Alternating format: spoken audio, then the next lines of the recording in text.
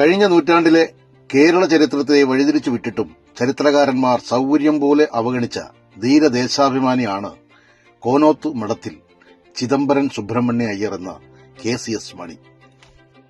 1947 July 25 രാത്രിയായിരുന്നു KCS മണി രാമസ്വാമി അയ്യരെ വെട്ടിയത്.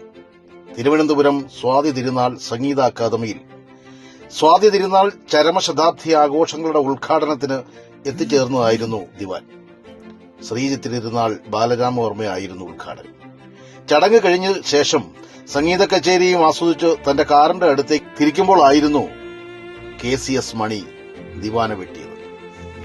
സാഹസികമായ ഒറ്റയാൾ പോരാട്ടത്തിലൂടെ ദിവാൻ ഭരണത്തിന് അറുതി വരുത്തുവാനും ഇദ്ദേഹത്തിന് കഴിഞ്ഞു എന്ന് വിശേഷിപ്പിക്കാറുണ്ട്. RSP പ്രവർത്തകനായിരുന്ന ഇദ്ദേഹം കേരള ചരിത്രത്തിൽ ഇടം പിടിക്കാത്ത ധീരനായ ഒരു വിപ്ലവകാരിയായിരുന്നു. RSP പ്രവർത്തകനായിരുന്ന കേരള ചരിത്രത്തിൽ ഇടം പിടിക്കാത്ത ധീരനായ വിപ്ലവകാരിയായിരുന്നു KCS മണി. അദ്ദേഹത്തിന്റെ ഓർമ്മകൾക്ക് മുമ്പിൽ ഒരു പിടി രക്തപുഷ്പങ്ങൾ അർപ്പിക്കുന്നു.